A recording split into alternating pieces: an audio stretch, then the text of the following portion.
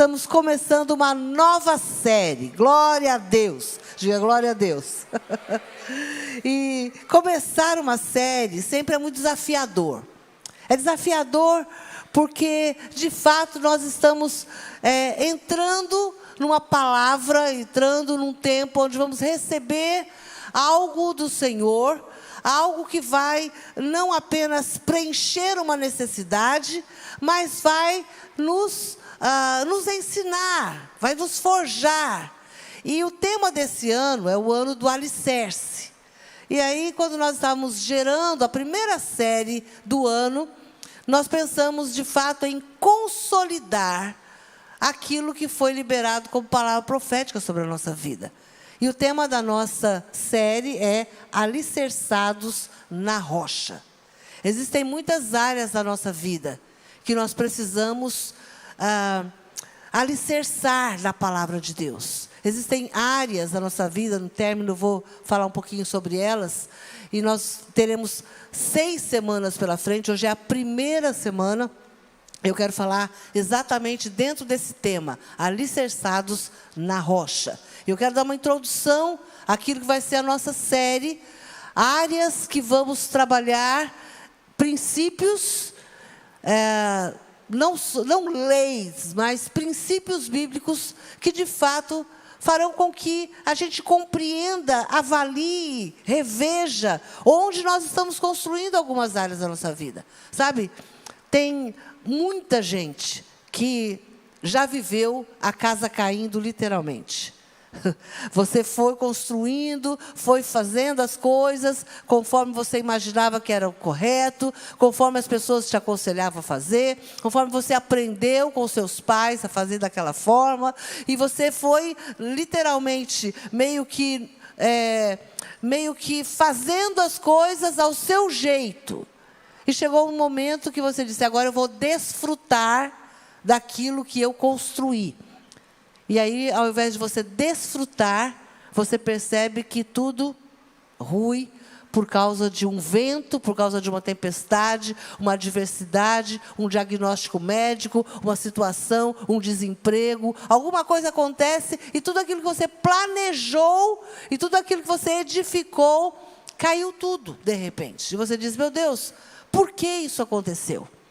E aí nós vamos, de fato, a cada semana que vem pela frente, passar uma área da nossa vida pelo crivo do alicerce e percebermos onde estamos firmados. Eu quero que você abra a tua Bíblia comigo, em Mateus capítulo 7, no versículo 24. Nós vamos ler esse texto, vamos ler um outro texto aqui também. E eu quero falar um pouquinho exatamente sobre o homem prudente, o homem sensato. Quero falar sobre a areia, falar sobre a rocha e trazer algumas coisas para você na introdução desta série que vamos ver durante 7 semanas.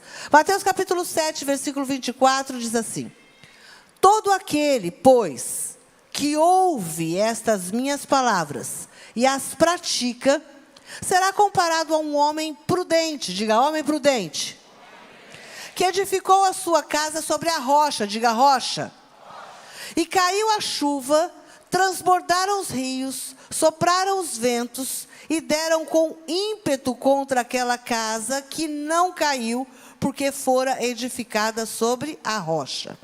E todo aquele que ouve essas minhas palavras e não as pratica, será comparado a um homem insensato. Diga, homem insensato. Que edificou a sua casa sobre a areia. Diga, areia. E caiu a chuva, transbordaram os rios, sopraram os ventos e deram com ímpeto contra aquela casa, e ela desabou, sendo grande a sua ruína. Com certeza, em algum momento você já leu, já ouviu, já viu alguma coisa sobre esse texto bíblico.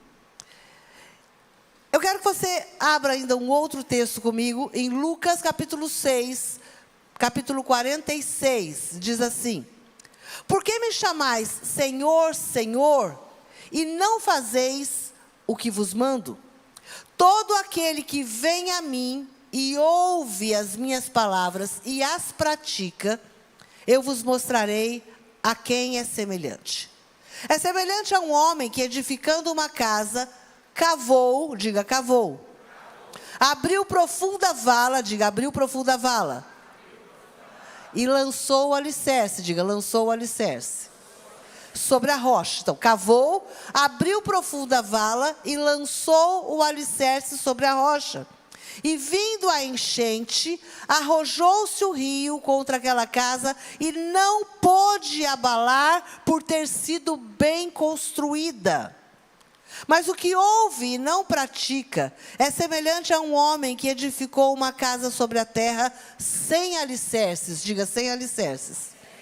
E arrojando-se o rio contra ela, logo desabou. E aconteceu que foi grande a ruína daquela casa. É o mesmo texto, só que agora aqui no livro de Lucas, do Evangelho de Lucas. E aí eu quero ler agora com você, na versão A Mensagem, o texto de Mateus, capítulo 7, versículo 24. E quero que você preste bastante atenção, porque talvez a maioria de vocês não tenha essa Bíblia aí fisicamente, mas nós vamos ler aqui acompanhando o texto. As palavras que digo não são meros adendos ao seu estilo de vida, como a reforma de uma casa, que resulta em melhora de padrão. Elas são o próprio alicerce, a base da sua vida. Se vocês puserem essas palavras em prática, serão como pedreiros competentes, que constroem a sua casa sobre a solidez da rocha. A chuva cai, o rio avança, e o vento sopra forte, mas nada derruba aquela construção. Ela está fundamentada na rocha. Mas se vocês usarem as minhas palavras apenas para fazer estudo bíblico, sem nunca aplicá-las à própria vida, não passarão de pedreiros tolos, que constroem a sua casa sobre a areia da praia. Quando for atingida pela tempestade e pelas ondas, ela irá desmoronar como um castelo de areia. Quando Jesus concluiu o seu discurso, a multidão o aplaudiu. Eles nunca tinham ouvido um ensino assim. Era óbvio que ele vivia o que pregava, em contraste com os líderes religiosos do povo, e foi a melhor aula que eles já tinham ouvido. Esse texto é um texto que ele em si mesmo já é um ensino para nós. Ele já fala muito conosco. Ele já nos instrui e ele já traz confronto para a nossa vida. Mateus capítulo 7, ele é a conclusão do Sermão da Montanha, que começa lá no capítulo 5. Lá em Israel, um dos lugares que eu gosto muito de ir, exatamente num lugar que é chamado, né, do Monte das Bem-aventuranças. Antigamente, quando a gente ia lá nas primeiras vezes, a gente não entrava num lugar preparado hoje. Hoje tem ali a gente entra nesse lugar que é não é mosteiro, mas é praticamente um mosteiro católico, que são algumas irmãs que tomam conta, né? E elas cuidam do lugar, então é um lugar completamente diferente, bem preparado, lugar silencioso, você não pode falar alto, você não pode fazer barulho, você não pode fazer brincadeiras e tudo mais. Então é um lugar mais reservado, é um lugar mais é um lugar intimista. Mas antes, quando a gente não ia nesse lugar, a gente ia num lugar mais rústico. E não tinha, eram pedras, né? E eu me lembro que a primeira vez que eu fui lá, tinha uma senhora que ela abraçou numa pedra daquela, e ela abraçava e chorava, porque o pastor estava pregando, o apóstolo René estava pregando, e ela abraçava na pedra chorando, por estar no Monte das Bem-aventuranças. Aí um pastor tão insensível passou e disse assim para ela: "Ô, minha irmã, larga de ser boba. Você nem sabe se esse lugar é o lugar certo. Você nem sabe." Não, mas aqui E ele acabou, destruiu a fé da irmã, né? Em poucas palavras, a irmã ficou tão sem graça, sentida. Porque quando você entra em alguns lugares lá em Israel, você Deus fala com você em alguns lugares de uma forma específica. Eu me lembro que uma das primeiras vezes que eu fui lá, Deus falou muito comigo, exatamente no Monte das Bem-aventuranças. E quando eu li depois o Sermão da Montanha, que é todo o capítulo 5, 6 e 7 de Mateus, eu me visualizava, né? Eu me via naquele lugar e compreendendo algumas coisas que o Senhor Jesus ensinou neste lugar. Então é um sermão longo, é um sermão onde Jesus vai falando sobre algumas verdades. E, na verdade, quando você começa a ler o Sermão da Montanha, você começa a ver Jesus desconstruindo a religiosidade e construindo valores. Desconstruindo uma fé religiosa, uma fé cheia de dogmas, uma fé cheia de leis, de mandamentos que tinham se tornado religiosos, que tinham se tornado maior do que o próprio Deus para aquele povo. Então você vê Jesus num sermão inteiro desconstruindo a religiosidade e devolvendo ou trazendo à tona princípios e valores. E aí ele vai terminando, no capítulo 7 termina o Sermão da Montanha, exatamente falando sobre receber, crer, ouvir, aceitar e obedecer. A gente percebe aqui que o Sermão da Montanha, ele traz para nós um confronto, não como disse na Bíblia Mensagem, não como uma reforma, como fazer algumas mudanças na sua vida para se adequar a uma igreja, para se adequar a uma nova religião, não! Mas é desconstruir a nossa religiosidade para, de fato, nos ensinar a viver debaixo de princípios e valores. E esse texto é um texto que conclui algo que o Senhor Jesus queria ensinar com muita propriedade. E o texto diz isso. Que aquelas pessoas ficaram tão maravilhadas por não apenas ouvir um sermão, ouvir um ensino, mas por ver que Jesus de fato vivia aquilo que ele ensinava. Todos os dias nós temos a oportunidade de fazermos escolhas. Quem estava aqui domingo, o apóstolo pregou sobre escolhas. E nós estamos começando o ano agora, e é um tempo muito importante para que a gente estabeleça a prática das nossas escolhas. Que de fato tudo aquilo que você colocou no papel como mudanças para o próximo ano, tudo aquilo que você colocou no seu caderno de sonhos, tudo aquilo que você colocou no seu planner, tudo aquilo que você começou a rabiscar, a desenhar, a desejar, que de fato você comece a praticar, porque só vai se tornar real a partir do momento que você praticar aquilo que você estabeleceu, aquilo que você escolheu. Às vezes você fez uma escolha por mudança de estilo de vida, alimentação, atividade física, relacionamento com as pessoas, mudança de algumas coisas que você, na sua linguagem, como você tratava as pessoas da sua casa. Talvez você estabeleceu lá algumas coisas que você deseja fazer na sua vida, algumas escolhas novas para o seu estilo de vida, para o seu novo estilo de vida em Cristo. Mas já estamos no dia 7, e talvez as escolhas ainda não se tornaram práticas. Talvez você está dizendo, não, eu vou esperar, agora já começou, já foi a segunda-feira, já estou na quarta e não mudou nada, e já passou uma semana, eu vou deixar agora para fevereiro. Eu vou deixar agora para março, jejum, né? Começa dia 1º de fevereiro o jejum, então eu vou começar de fato a minha vida espiritual. Eu queria ler a Bíblia inteira, e eu já estou no 7º dia do mês, e eu ainda não comecei a ler, vou deixar agora para fevereiro. Todos os dias, quando você acorda, você tem a oportunidade de fazer escolhas. Diga escolhas. Você faz escolhas para construir e escolhas para fazer ruir. É muito importante isso. Todas as escolhas que nós fazemos, ou elas constroem, ou elas fazem ruir. Como construir sobre a rocha? Pergunta ao teu irmão que está do teu lado, como construir sobre a rocha? O texto diz: todo aquele que vem a mim, ouve minhas palavras e as pratica. Aqui está a chave. Vir a Jesus, ouvir as suas palavras e praticá-las. Diga comigo, vir a Jesus, ouvir suas palavras e praticá-las. Por que eu estou falando tanto para você repetir comigo hoje? Porque, de fato, quando você repete, você começa a praticar algo mesmo que na sua consciência. Então, vir a Jesus. Apóstolo, eu estou aqui hoje.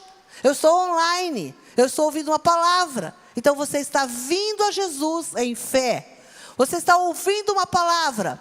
Mas a chave que vai produzir uma mudança na sua vida está de fato em praticar a palavra que você recebe. De uma pequena palavra até um sermão complexo. Como assim? É interessante. Como você faz a sua devocional diariamente? Quando você pega um texto bíblico, você pode pegar um capítulo, você pode pegar uma porção, você pode pegar uma parte. Ah, apóstolo, eu pego o devocional de fulano de tal. Ótimo, glória a Deus. Você pode pegar um devocional de alguém e fazer aquela devocional. Mas é muito importante, querido, que você estabeleça um tempo onde você vai pegar a Bíblia. E não o que alguém escreveu, mas a Bíblia. E você vai ler ali uma porção da palavra e você vai dizer, o que eu entendo desse texto? E aí, às vezes, você vai falar assim, eu preciso ler 3, 4, 5 vezes para entender. Eu vou pegar outras versões para poder entender. Agora, qual que é o ponto crucial, a chave de uma devocional? A chave de um devocional é o que Jesus quer mudar na minha vida a partir desse texto. O que eu preciso mudar na minha vida a partir desse versículo bíblico. Então, às vezes, você leu um versículo e já produziu um grande confronto em você. Então, não é um devocional, não é só para você sair feliz com a palavra de Deus, o Senhor é meu pastor e nada me faltará. Não.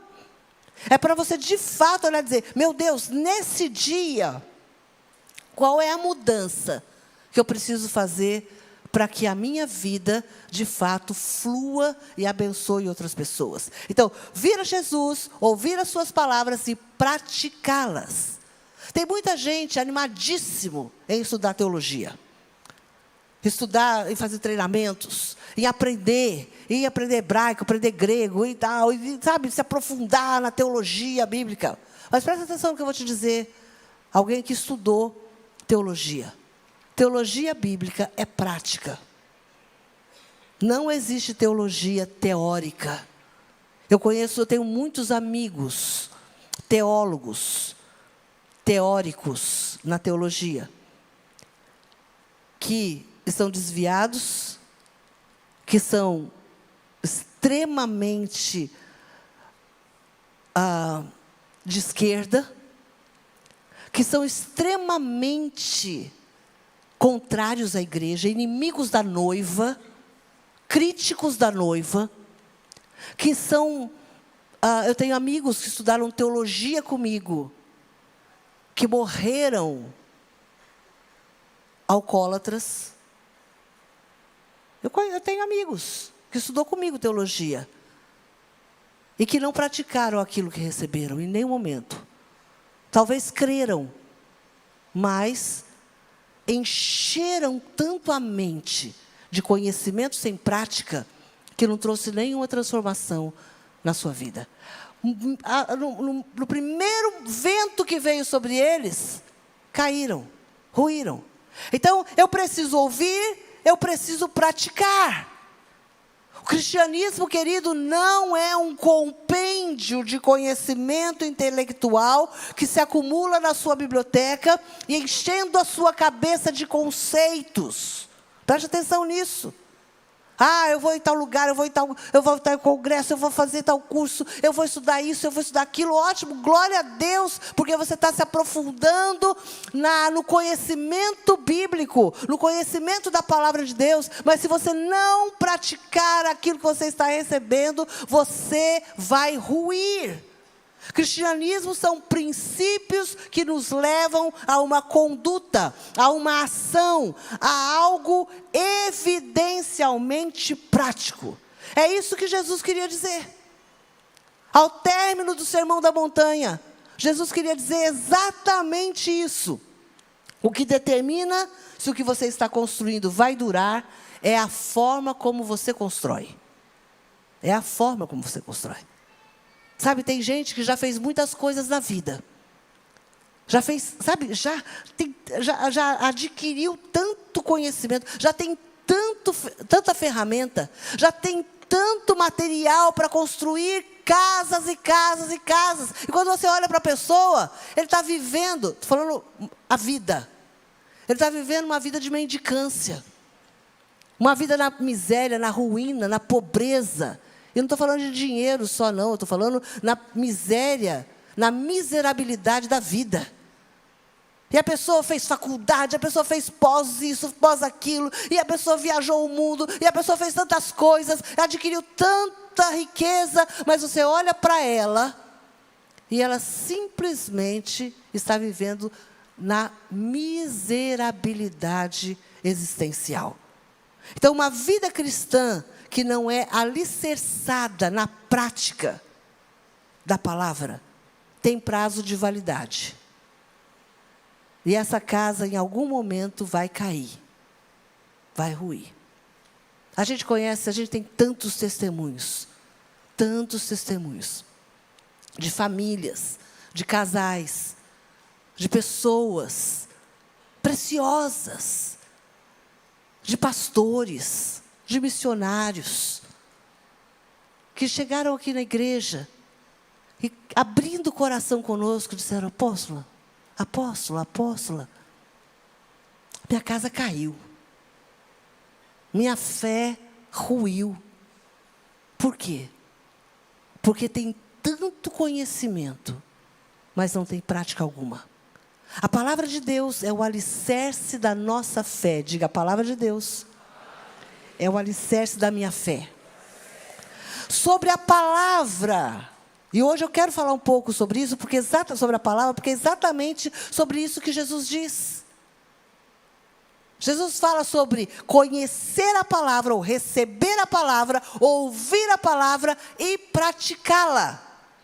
Praticá-la no seu dia a dia, quando você levanta, quando você se deita, quando você vai trabalhar, quando você está conversando com alguém, quando você está irado, quando você está irritado, quando alguém te ofende, quando alguém te humilha, quando uma calúnia é levantada contra você, quando você tem um diagnóstico médico que te amedronta, quando você está num conflito doméstico, quando você está brigando com alguém, quando você está numa dúvida existencial, em todo tempo a palavra é este alicerce, essa rocha, o qual você fundamenta a sua vida. Então, sobre a palavra, você constrói a sua vida cristã. Tem muita gente construindo a sua vida espiritual, a sua vida cristã, em cima de fala de pessoas. Ai, mas eu gosto tanto de fulano. Ai, eu sou apaixonada por fulano que prega no YouTube. Ai, eu sou fã. Ai, irmãos, amém. É muito bom você ter pessoas que você gosta de ouvir. Mas eu quero te dizer uma coisa. Se você alicerçar a sua fé em cima de pessoas, a sua casa vai ruir. Então, sobre a palavra, nós construímos os nossos relacionamentos, a nossa família, a nossa vida financeira, os nossos valores éticos e morais. Tem gente que não sabe muito bem o que é isso, seus valores éticos e morais. O que é isso? São assuntos. O que você pensa sobre mentir, sobre falar a verdade, sobre honrar pai e mãe, sobre cumprir a tua palavra, cumprir os seus compromissos, pagar contas, sobre você ser um homem de uma palavra só, você ser uma mulher que não fala da vida dos outros. Quer dizer, quando a gente fala sobre ética e moral, parece que isso é um pouco ultrapassado, mas a palavra de Deus fala sobre ética, fala sobre moral, fala sobre costumes, fala sobre honra, fala sobre obediência, fala sobre valores, fala sobre princípios. E se você quer construir a sua vida de uma forma sólida, você precisa ter um alicerce que suporte aquilo que você quer construir. que suporte. Tem pessoas que querem fazer uma coisinha assim, bem basiquinha. Quando eu me casei, a primeira casa que a gente morou foi um chalezinho, bem pequenininho. Era bem assim, tum. Embaixo era uma salinha, uma cozinha e um banheiro. E em cima era o quarto que cabia um colchão e tinha umas coisas ali, umas araras para a gente colocar a nossa roupa. Os meninos do seminário que construíam as bases para colocar os chalés. Então, era uma coisa muito simples. Hoje, a gente está lá pensando, né, quando vai começar a obra na nossa terra. Os alicerces. Eu me lembro quando a gente estava fazendo isso aqui, eu não entendo nada de obra. Então, quer dizer, penso numa pessoa completamente ignorante sobre obra. Mas eu me lembro que tinha uma tal de uma sapata. E eu sei que, coitado, esses homens sofriam. Porque não tinha mão de obra profissional, mas tinha também todos os voluntários que se dispunham para vir fazer aqui a obra. Irmãos, tinha uma tal de uma sapata que parecia um demônio. Era um Golias. Cada sapada furada era um Golias que caía. Né? Para quê? Para suportar o que vinha. Agora a gente está lá com a nossa terra, né, planejando como vai ser a base. Não sei se é sapato que vai ser lá, né? Mas como vai ser, o que vai ser construído. Então, quer dizer, se você deseja construir algo de fato que tenha, sabe, que tenha um sentido, você vai trazer um alicerce que suporte aquilo que você está querendo construir. Eu lhe pergunto, qual é o alicerce da sua vida? O que você quer construir em cima desse alicerce? Tem gente que tem uma vida muito frágil. Bate um ventinho, a pessoa já está desanimada. Bate outro ventinho, a pessoa já está saindo da igreja. Bate outro ventinho, está desviado. Bate um outro ventão, o cara já está lá no boteco, fazendo tudo que ele fazia antes. Abandonou a fé assim por completo. 3, 4 ventos que deu. Então, a gente precisa entender. Aí você fala assim, porque Deus não me abençoa. Por que Deus me abençoa o meu irmão que está do meu lado, mas não me abençoa a mim? Porque, com certeza, ele está investido no alicerce para construir algo grande. E você está reclamando, você está lá procurando uma areia bonita para colocar a sua barraca. E Deus não quer que você seja nômade nessa terra. Deus quer que, de fato, você construa algo sólido. O seu casamento não é monta a barraca, desmonta a barraca. Hoje eu estou feliz com esse, amanhã não estou mais feliz, desmonta essa barraca aqui, vai você para um lado, eu vou para o outro, e eu vou construir um outro relacionamento.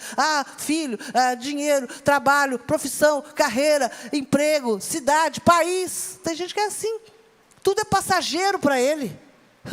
Tudo tem prazo de validade. Primeiro vento que vem, leva tudo e você fica desnudo na terra.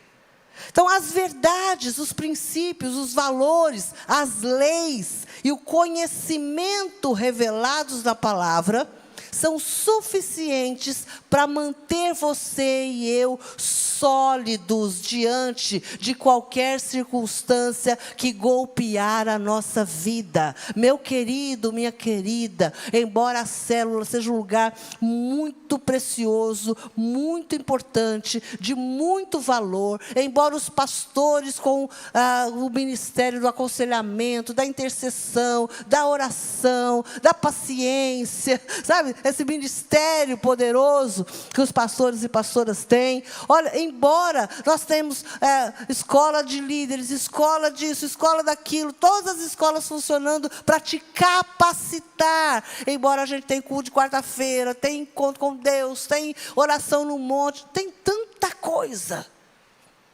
Tudo isso é muito importante e valioso.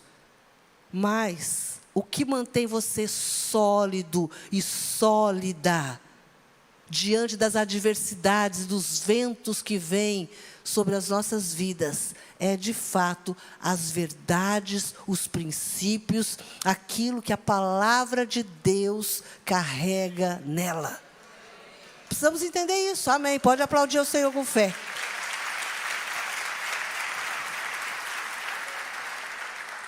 Segunda Coríntios, capítulo 4, Versículo 8 diz isso. Em tudo somos atribulados, porém não angustiados, perplexos, porém não desanimados, perseguidos, porém não desamparados, abatidos, porém não destruídos, levando sempre no corpo o morrer de Jesus, para que também a sua vida se manifeste em nosso corpo. Então, queridos, nós vamos na nossa vida ser atribulados, perplexos, perseguidos, abatidos, mas nenhuma dessas coisas poderão nos separar do amor de Deus, que está em Cristo Jesus.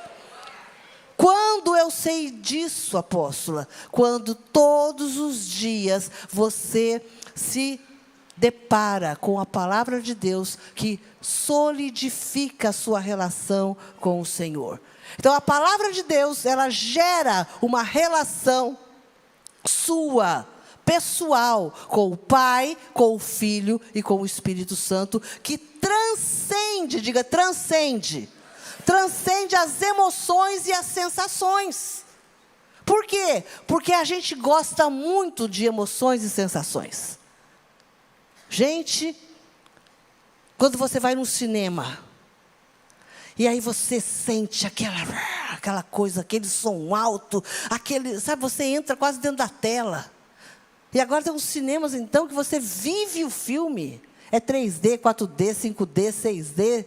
É tanto D que você fica ali, né? É D demais, mas é bom. Você sai, parece que você viveu todas as emoções. Eu lembro que a gente foi uma vez uma atração dessa lá na Disney, e eu não sei nem quantos Ds eram, mas você passava um negocinho com água, molhava você. O cheiro, você sentia o cheiro. E tal, você vivia aquela experiência. Quando você saía de lá, você falava, uau, eu quero viver isso. E, de fato, nós somos hoje muito sensoriais. Nós nos permitimos sermos absorvidos pelas emoções. Até coisa que não tem nada a ver com a gente. Você está lá vendo os fogos em Copacabana. Parece que você está ali dentro, você está vivendo, aquilo te contagia, aquilo te entusiasma. Então, hoje nós estamos muito susceptíveis às emoções, e a gente fica esperando que todos os nossos momentos com o Senhor, toque as nossas emoções e as nossas sensações. Quero te dizer uma coisa, meu irmão, tem hora que você vai estar diante da palavra de Deus, e você não vai ser tomado por emoções, tomado por sensações, mas você vai viver convicções. Você vai ser tomado por uma certeza. Porque a fé é a certeza. Fé não é o que você sente. Fé não é o que você se emociona. Não é a forma como você responde emocionalmente à palavra de Deus. Obediência não tem nada a ver com emoção. Você já obedeceu seu pai e sua mãe contrariado? Quem aqui já obedeceu o pai e a mãe contrariado? Todo mundo. Até o Ian com essa cara de bonzinho que ele tem. Mas eu sabia, eu olhava para a mãe assim, você olha, você sabe que o filho está contrariado. Mas lá em casa a gente desde pequenininho ensinava a eles uma coisa: obediência traz bênção, desobediência traz maldição. Sabe aquela história da criança? Eu estou sentado, aliás, né? Eu estou sentado porque você quer, mas eu estou em pé porque eu quero. Não importa. Obediência, meu irmão, obediência não é convencimento. Você não fala para o seu filho uma coisa, sabe, tentando convencê-lo de que obedecer. Não, você dá uma ordem e aquela ordem precisa ser cumprida. Isso é obediência. Obediência não tem muito a ver com emocionalmente feliz. Não, às vezes você obedece com lágrimas. Você obedece com tromba. Você obedece contrariado, mas você obedece porque você sabe que no final da sua obediência você vai ter bênção sobre a sua vida. Então, muitos crentes ficam esperando ser tocado na sua emoção. Senhor, se eu sentir, e aí você não sente. E aí você vive uma vida de desobediência.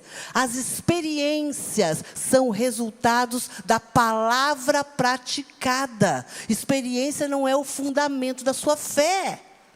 Hello, olhe para mim. Preste atenção nisso. Experiências não são alicerces. A palavra é que é o alicerce. A palavra, a obediência é que vai te levar a ter experiências. Não são as experiências que vão te levar ao Senhor. É a palavra que vai te firmar no Senhor. Muitos crentes têm uma fé muito frágil. Porque ouve a palavra, não a pratica, e depois que a casa cai, questiona o autor da palavra. Você já viu isso? Tem gente que é questionador. Ele vem, ele ouve a palavra, ao invés de ele voltar e praticar a palavra, ele começa a colocar a palavra em xeque. Ele começa a colocar a palavra em dúvida. Ele começa a criticar a palavra. Ele começa a provar a palavra. Ele começa, Senhor, se a palavra que foi pregada domingo, de fato for uma palavra de Deus. Senhor, quando eu sair daqui, eu vou ver 3 pessoas de camisa verde. Senhor, eu vou ver amanhã, vai acontecer isso. Lá na minha conta. A gente começa a fazer um monte de jogatina com o Senhor. A gente começa a ficar tentando provocar Deus. Mas aí chega na sexta-feira, a coisa não aconteceu. Pelo contrário, a casa caiu. E aí você diz, não, mas aquela palavra então não era de Deus. Mas você não praticou, você não pôs em prática nada daquilo que você recebeu. Então, praticar a palavra fortalece a sua fé. Todas as vezes que você vive a palavra de Deus, você está fortalecendo a sua fé. Crer é isso. Crer é isso. É você orar e crer quando você não está vendo. É você acreditar porque o Senhor disse, não porque você viu. Praticar a palavra forja o seu caráter. Forja o seu caráter. Queridos, como eu gostaria de ter um tempo, ou numa série, quem sabe nesse ano, poder falar um pouco de caráter. Porque caráter é aquilo que nós não somos sem o Senhor. O nosso caráter é forjado quando nós nos convertemos. A Bíblia diz isso quando você lê em Gálatas, quando você lê em Efésios, quando você vê as cartas de Paulo, é confronto em cima de confronto sobre caráter. Ele fala, você que se converteu, preste atenção. Aquele que mentia não mente mais. Aquele que roubava não rouba mais. Aquele que via pornografia não vê mais. Aquele que vivia uma vida de adultério não vive mais. Aquele que fazia tal coisa não faz mais. Aquele que fumava não fuma mais. Aquele que pegava emprestado e não pagava, ele não pega emprestado mais. Ou se ele pega emprestado, ele paga. Ele vai pagar o que ele devia. Olha, você que contava um monte de história, e a maioria delas não era verdadeira, você se converteu, você não vai fazer mais isso. Olha, você que xingava, não xinga mais. Você que amaldiçoava, não amaldiçoa mais. Você que vivia uma vida toda estrambelhada, agora você vai colocar a sua vida em ordem. Essa é a revista e corrigida da apóstola Silvia. Então tem hora que você vê algumas pessoas que, não consegue levantar a sua vida, por quê? Porque o tempo todo, ele está vivendo o velho homem. Ele mente, ele engana, ele rouba, ele, ele faz tudo aquilo que não devia. Ele fala mentira para a esposa, ele conta história no trabalho, ele inventa mentira, ele vai lá e pede um atestado médico para não ir trabalhar 3, 4 dias. Ele faz umas coisas assim, aí ele diz, meu Deus, por que a minha vida não rompe? Porque quando nós nos convertemos, a palavra do Senhor forja o nosso caráter. Sabe? O que é forjar o caráter?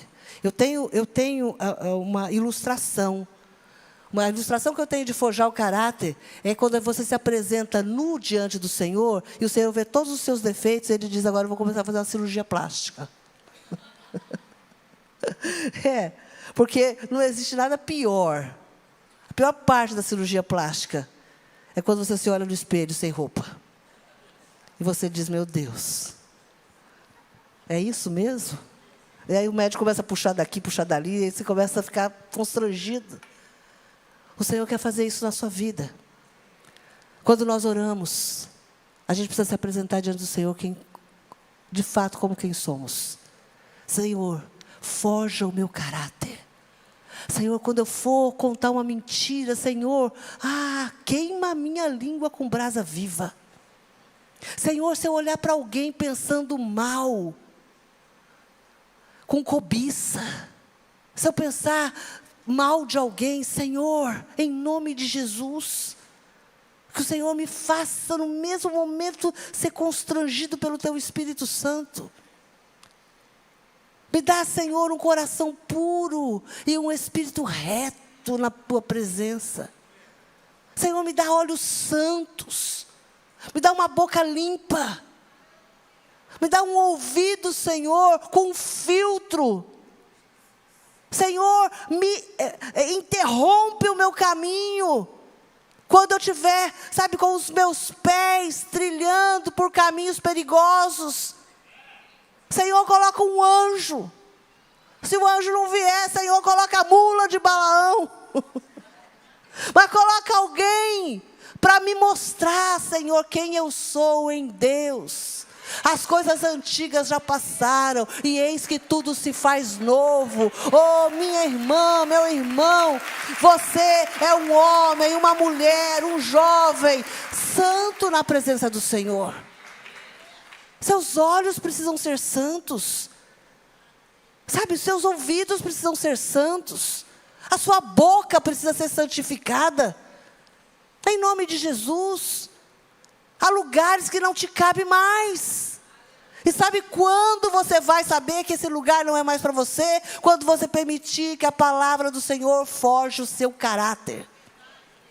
Praticar a palavra transforma você em um novo homem, em uma nova mulher. Nós queremos essa novidade de vida, amém? Quando eu falo para você, quantos querem ser curados, sarados, prósperos, abençoados? Todo mundo quer. Isso são características do novo homem, da nova mulher que somos em Cristo Jesus. Lavados e remidos no sangue do Cordeiro. Não sou mais eu quem vive, mas Cristo vive em mim. Glória a Deus. Não é mais a minha vontade, Senhor, agora é a Tua vontade. Todos os dias, consagre os seus sentidos ao Senhor. Consagre os seus ouvidos, consagre os seus olhos, consagre a sua boca, consagre as suas mãos, consagre os seus pés. Consagre, santifique a sua vida na presença do Senhor. Sabe, queridos, sabe o que a gente precisa? A gente precisa de uma igreja mais santa. Não é uma igreja religiosa. Não é uma igreja religiosa. Não é uma igreja dogmática. Não é uma igreja, puritana. Não, eu não me contamino com o mundo, eu não vou mais. Agora eu só estou procurando um lugar para trabalhar, só no lugar de crente. Não, meu irmão. O Senhor te chamou para ser sal e luz na terra. Aonde você pisar a planta dos seus pés, o Senhor vai te dar por herança. O Senhor vai fazer com que de fato você seja ali um abençoador naquele lugar. Amém? Amém? A fé vem pelo ouvir. Diga, a fé vem pelo ouvir. E tudo que nós ouvimos produz uma ação. Tudo que nós ouvimos. Tudo que entra pelos meus ouvidos produz uma crença dentro de mim.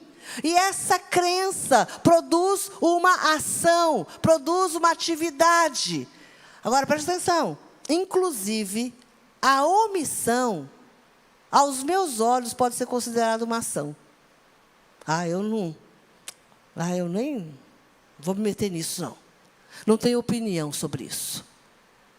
Às vezes até o não fazer é uma ação que você está tomando diante daquilo que Deus está falando com você. Ouvir a palavra e deliberadamente não praticá-la é muito perigoso. Tem pessoas que tentam negociar os princípios, adaptar os valores, contextualizar a palavra, fazendo com que cada um dos princípios, cada um dos mandamentos, cada uma das direções, cada uma das leis do Senhor se encaixe no seu estilo de vida. Ah, apóstolo, mas meu estilo de vida é outro. O meu contexto é outro, o meu momento é outro. Já ouviu alguém falando, meu momento é outro? Eu sou divorciado. Eu sou separada. Eu já sofri muito na vida. Mas eu agora tenho condições de fazer isso. Agora eu sou maduro na fé. Não, agora eu já passei dos 50. Agora eu já tenho tanto... Não, irmão, em nome de Jesus. Princípios e valores é para todas as fases da nossa vida. Ensina a criança no caminho que ele deve andar, porque quando ele for velho, aquele ensino que ele recebeu enquanto criança vai permanecer no seu coração, no seu espírito, no seu estilo de vida, meu irmão.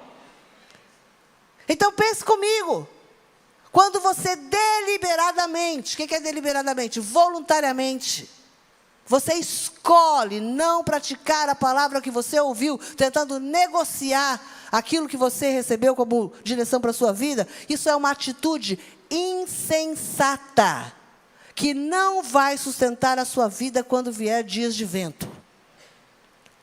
E aí, eu sinto muito. Mas não adianta você jejuar, você pedir para um monte de gente atender, para um monte de gente fazer alguma coisa por você. Nessa hora, meu querido, é você e o Senhor. E a atitude que você vai tomar com relação ao que Deus está falando com você, vai fazer toda a diferença na sua vida. Ninguém aqui quer ver a sua vida, a sua família, a sua carreira, o seu ministério, o seu casamento, a sua saúde, a sua vida financeira, a sua saúde emocional, psicológica ruindo, quer? Alguém quer aqui, tem prazer em ver as coisas ao seu redor se desmoronando quando vêm os ventos difíceis da vida? Não, nenhum de nós. Se nós estamos aqui hoje, é porque nós queremos o quê? Permanecer em pé. Nós queremos de fato construir algo sólido na nossa vida, construir um casamento sólido, construir uma família, um relacionamento familiar saudável. Todos nós queremos. Se você não quer isso, sabe, é difícil até de te entender. Ninguém quer viver uma vida destruída, porque senão você não estava aqui. Se você está aqui é porque você acredita que é possível permanecer em pé, ser crente, ter uma fé viva. Você acredita que você pode ser abençoado, próspero, que você é mais feliz na presença do Senhor, senão você não estaria aqui. O texto fala sobre 2 tipos de pessoas: o prudente e o insensato. Eles tinham a mesma intenção. Qual era a intenção? Construir uma casa. Diga, construir uma casa. Vou te dar uma colinha. Qual era a intenção deles? Construir uma casa. Eles tiveram a mesma iniciativa.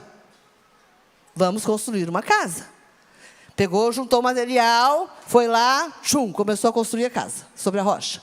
O outro foi lá, pegou o material, começou a construir a sua casa em cima da areia. Tiveram a mesma intenção, a mesma iniciativa, mas escolheram construir suas casas sobre bases diferentes. Bases diferentes. Um é chamado de prudente e o outro é chamado de insensato. O que os difere? Qual a diferença entre o prudente e o sábio?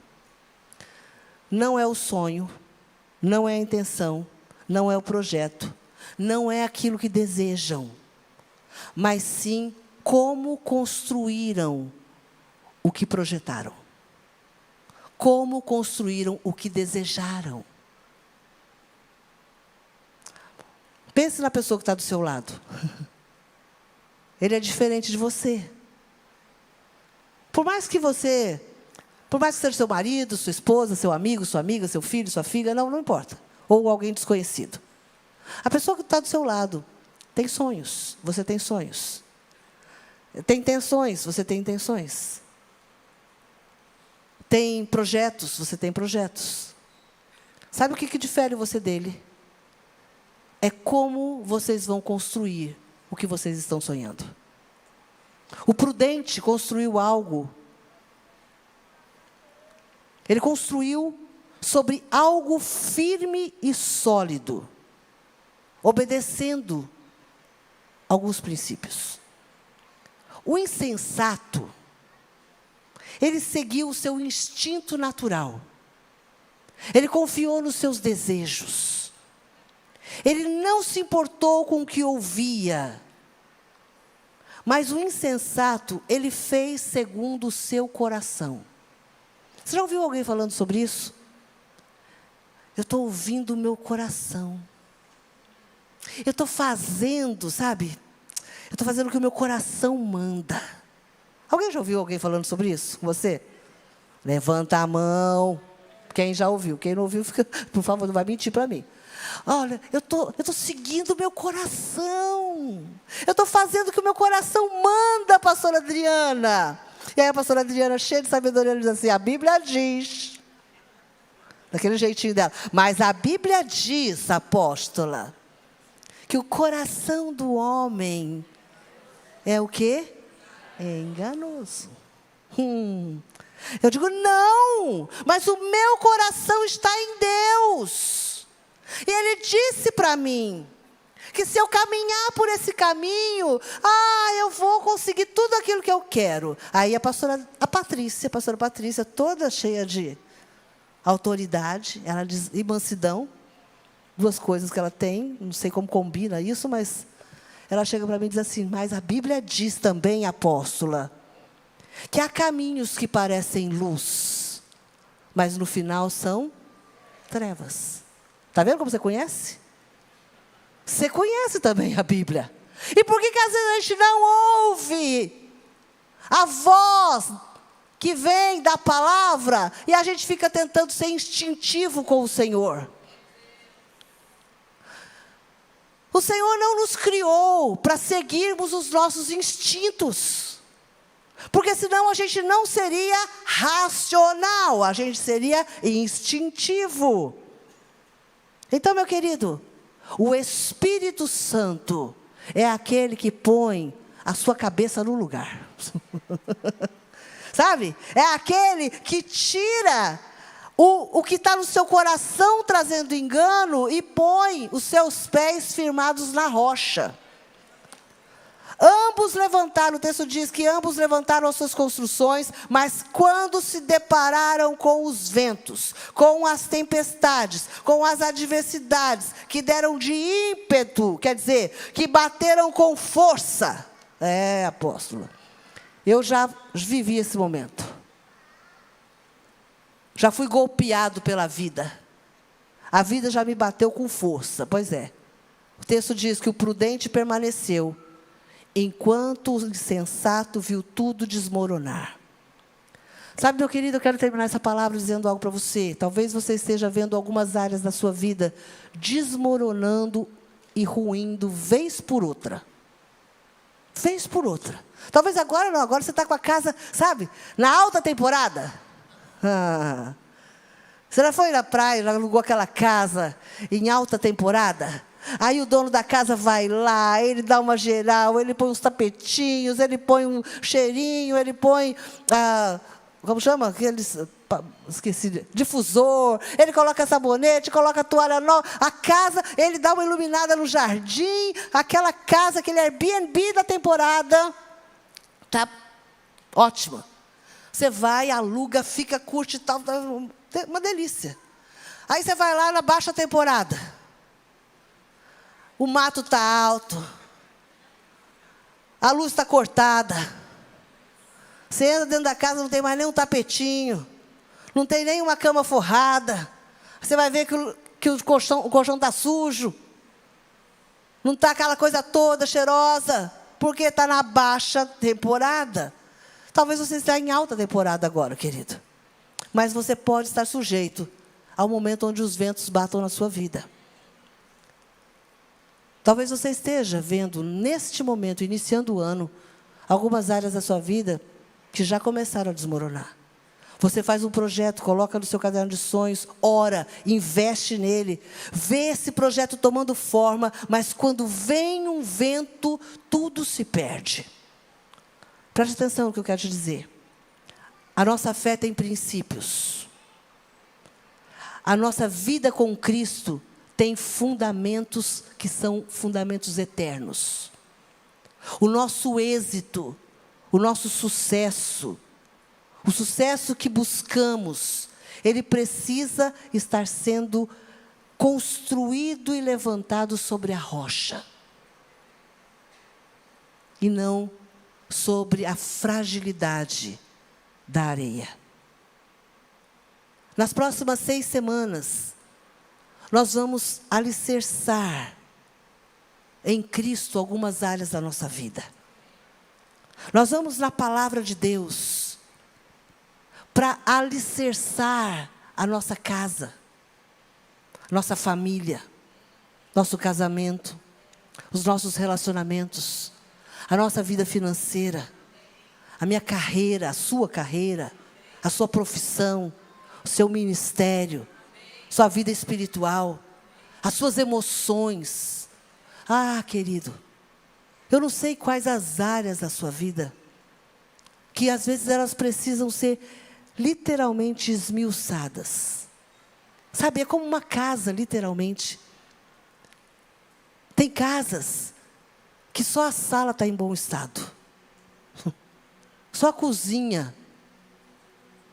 Tem sala que quando você entra tem casa que quando você entra no banheiro está um caos.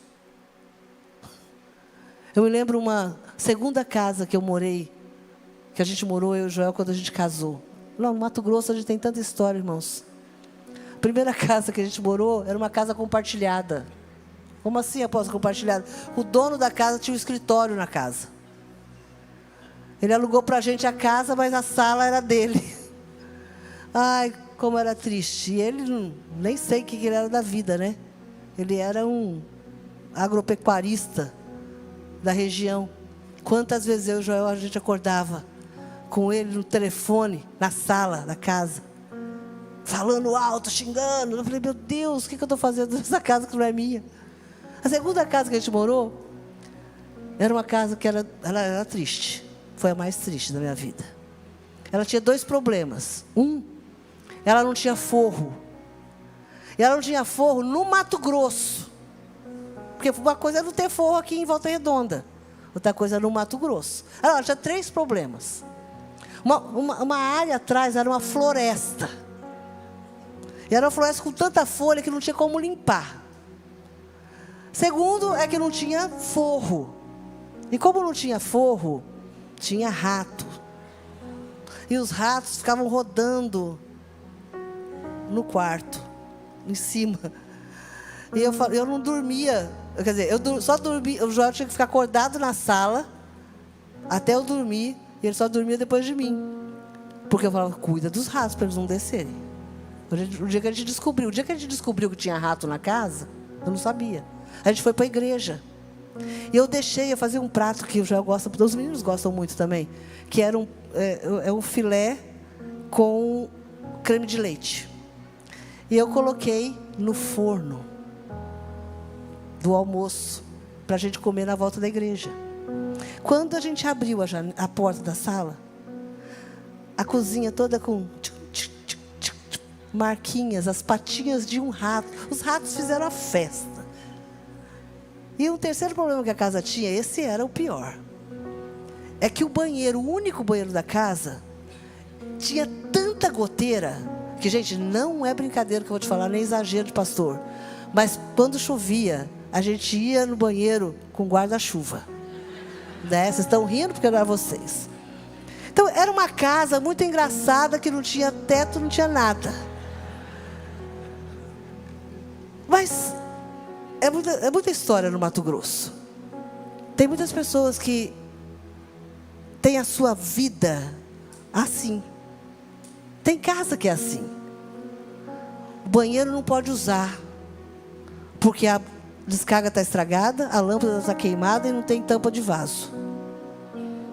Tem gente que entra no quarto E a cama, hoje não tem mais isso, que né, tem Casas Bahia, Ponto Frio, tem tanta coisa para você comprar. Mas tem um tijolo lá, com a cama em cima. Ou senão você forrou o seu colchão, porque ele está muito velho, está empenado. Sabe, queridos, do ponto de vista espiritual, o Senhor não quer que a sua casa seja uma casa toda esfarrapada. Sua vida, estou falando da casa, mas eu quero que você traz para a sua vida.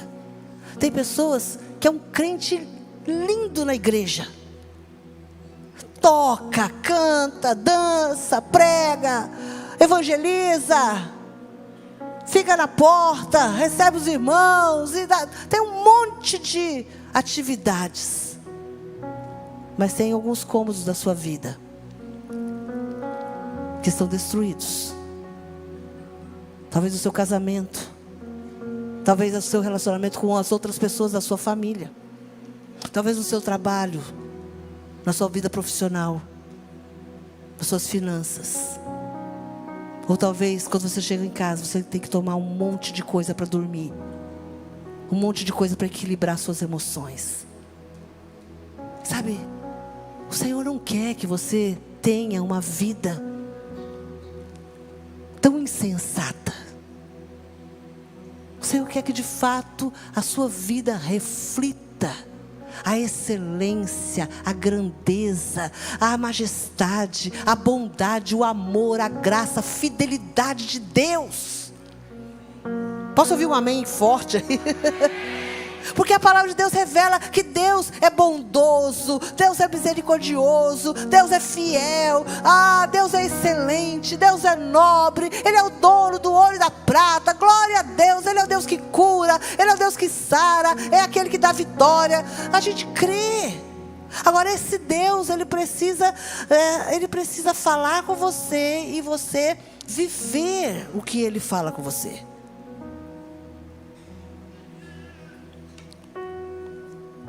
Esse texto termina dizendo exatamente isso. A prática da palavra. Aquele que pratica e aquele que não pratica. Aquele que vive aquilo que ouve, né? Aquele que vive o que ouve e aquele que não vive, mesmo ouvindo. Mesmo ouvindo. Porque todos nós aqui, todos, estamos ouvindo uma palavra hoje. Alguns vão tomar essa palavra, vão chegar em casa e vai dizer: Deus, eu quero, sabe, passar um pente fino na minha vida.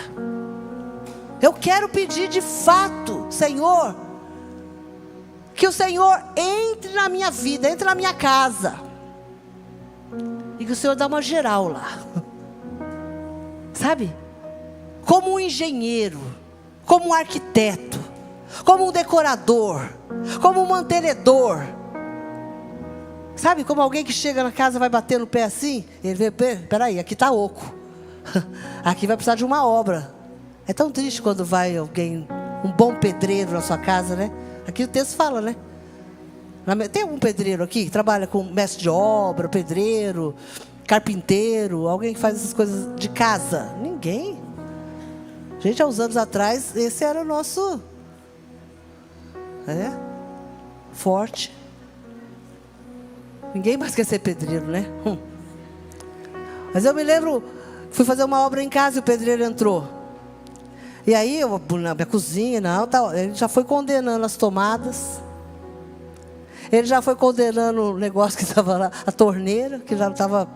Ele não vai dar essa torneira, não vai dar para reciclar. Tem que comprar outra nova. Aí ele já foi andando, já foi batendo assim no chão, o pé, para ver se tinha alguma coisa que tinha que tirar.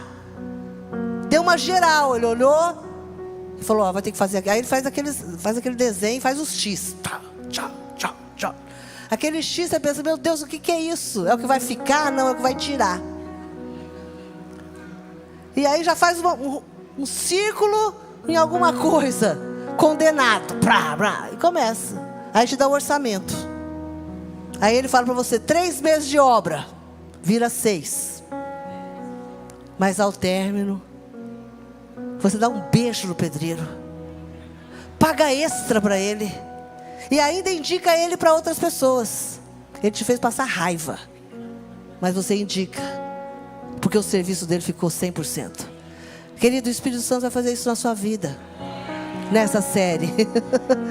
Ele já vai entrar hoje aí, vai olhar, ó, isso aqui, tchac, tchac, dá bota um X. Isso aqui, tchá. Seu humor, pá. Seu temperamento, pá. Sua personalidade, seu trato com as pessoas, pá. E aí você só vai.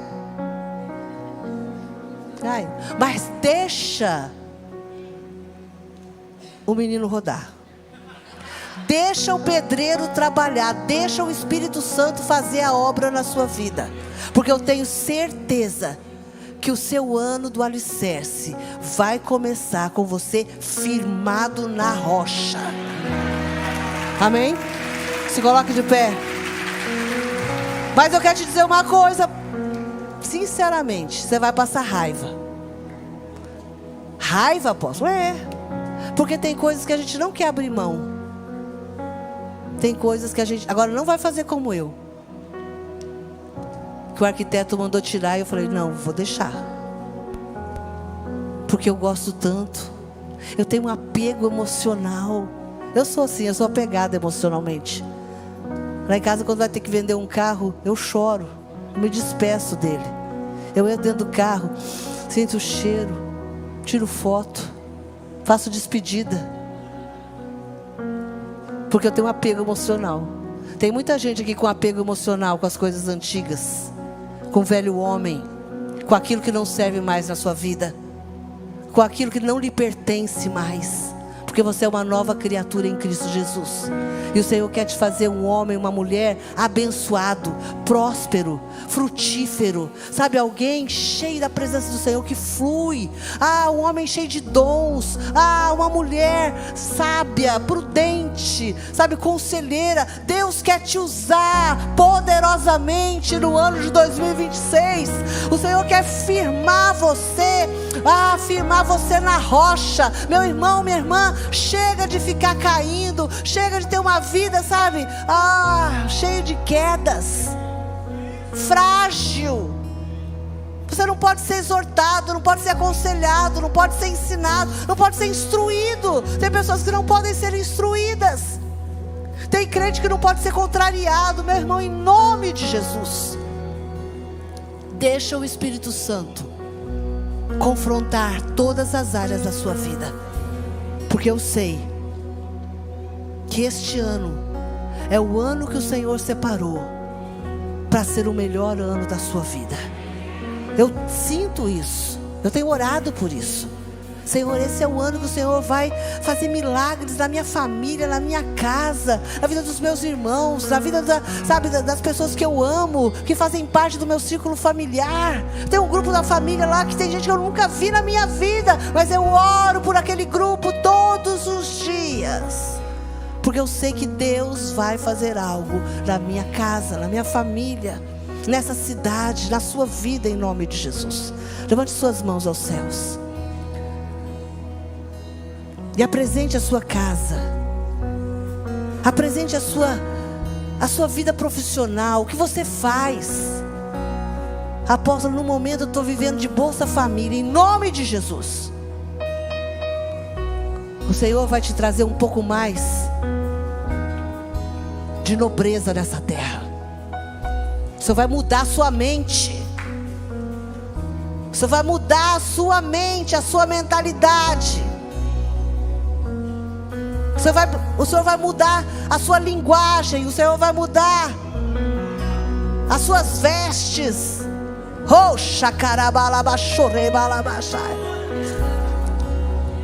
O Senhor vai mudar os seus caminhos. O Senhor diz que vai mudar a sua mesa. Aqueles que se assentam na sua mesa.